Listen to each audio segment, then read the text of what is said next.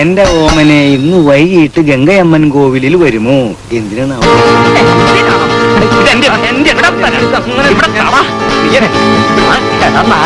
അന്ന് നീ കമ്പി കൊടുത്തു, ഇന്ന് നീ ഉരുളക്കിഴങ്ങി കൊടുക്കണോ? പിടിച്ചു എന്റെ ഭാര്യ കാമുകനെ ഞാൻ കൈയോടെ പിടിച്ചു. എല്ലാരും ഓടി വരിൻ. തെരുവിലെ കാമുകന്റെ ഉരുളക്കിഴങ്ങിൽ പൊതിഞ്ഞ പ്രേമലേഖനം നിങ്ങൾക്ക് വായിച്ചു കേൾക്കണോ? വായിച്ചു കേൾക്കണോ? ആ ഇതാ ഞാൻ വായിക്കാം. വിടില്ല. ഓമനെ, ഇന്ന് വൈകുന്നേരം ഗംഗയമരം കോവിലിൽ വരുമോ? നിനക്ക് ചുടു ചുംബനം ഞാൻ തരാവണോ? എന്റെ ഗോപി ദിവസം നിനക്ക് തന്നെയാണോ പണി? നിന്റെ സീനിയർ ഓഫീസർ വീണ്ടും പറയുന്നു നിർത്താൻ. അവിടെ വിടുകയാ, ഒരുത്തർക്ക് അടിച്ചിട്ട് സെത്ത് തോളേറ്റോ. ഗോപി ഞാനാ നിർത്താൻ പറയും. ഇനി വഴക്കുണ്ടാക്കില്ല. ഞാനും എന്റെ ഭാര്യ ഇവിടുന്ന് താമസം മാറുകയാണ്.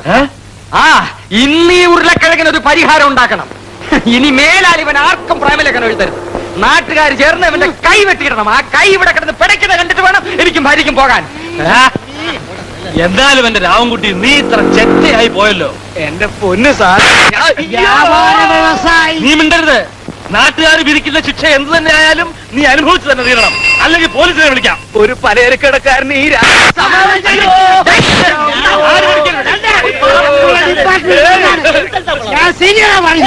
രാവൻകുട്ടി എന്റെ സാറ്. അയ്യോ എല്ലാത്തിനും തട്ടും. എന്റെ കളഞ്ഞങ്ങളെ എനിക്ക് ശക്തി തരൂ.